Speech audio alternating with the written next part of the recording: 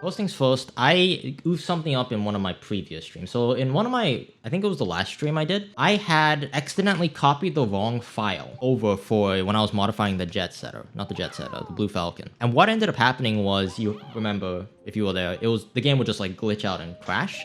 So I was under the impression that you couldn't do negative tilt. However, I was watching back the stream because I needed to get footage to my editor. We got an editor, by the way. I want to talk about that in a bit. But basically, negative tilt broke the camera, and that was because I copied the wrong file. So I basically copied the common file, which is, you know, the main file, back onto itself. That's why it broke. I didn't copy the right file over. So now, having watched that back, I was like, oh, wait a second. And then I gave it another try, and it tilts perfectly now. Negative tilt not only might work, it does work. It's so good. It just feels so right for the Blue Falcon. It works again. It lives. And then this thing is also a hover vehicle, so it can go anywhere. Speed is a little bit fast, but I'll nerf that down. That's something I need to do today. Time for the Blue Falcon. It looks so much better. It feels good too. The only problem is it's a cart that has inside drifting bike, so there's no vehicle quite like it. I don't know what the proper way to play this is necessarily. You could also take these corners really tight. That's the thing I actually like playing about that. I keep forgetting that. For some odd reason, when you go off-road, you may go at the same speed, but you also lose traction, so it slides out quite a bit. Anyway, all that to say that, yes, we got the negative tilt values working. I'm trying to figure out a way to make the Wario Bike, because so many people were complaining about the Wario Bike being an inside drifting vehicle, which I kind of sympathize with. It looks weird. I'm trying to make that an outside drifting vehicle, or at least look like an outside drifting vehicle, while trying to handle as close to an inside drifting vehicle as possible. Which, in case if you didn't know, is a really very actually complicated thing to do. The whole point of characteristics of an outside drifting vehicle is that it slides out in the beginning. Now this is back outside. Let's see what happens. That did not work. Oh, I'm stupid. I didn't copy it over. Yeah, of course it wouldn't work. Are you trying to make a hybrid, like MK8 or something? You could think of it like that. That's a good way to actually understand it, a hybrid. I was just showing this chart earlier. This is the 4 primary different ways that a car, like the outside low entry, the green one, don't pay attention to the green one. The green one is with the modifier. So these 4 angles, there's a normal outside, an inside drifting, then there's an outside but low entry angle, and outside but high entry angle. You could imagine, because it's a high and low, you could go in between this to that. You could do any variation of that. This is why inside drifting, the angles are so good, because they're very consistent, they're very reliable, they don't do anything funny, they don't try to sneak up on you. Pink one is the MKDX drift. Yep. Actually, no, the MK8 drift is closer to the outside low entry angle, this one here. At least that's how I noticed. It like, does it swing?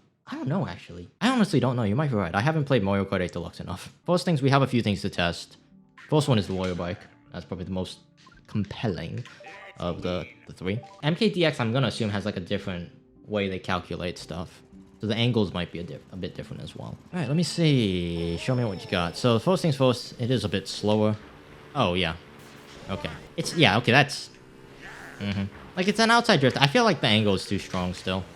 But it's still very tight. Like, it's an outside drifting vehicle, but when you hop, it just grabs the corner and bites it. So it's a lot closer to an inside drifting vehicle. It's still an outside drifting vehicle, though, so that's weird. It seems quite difficult to control. Let me see if I could get a lap here. It's a different angle. Like, there's no... Vehicles like this don't exist in the stock game, which is what makes it difficult. The problem is... Okay, here's the problem.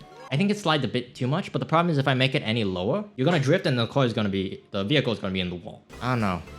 Yeah, you can't make it's already like it's already trying to jump into the wall, and this is with an angle of 30. It wants to jump into the wall, which I don't like. It's like it's wide when you don't want it to be, it's too tight when you don't want it to be. I think there's some element of delay drifting that's needed for this vehicle.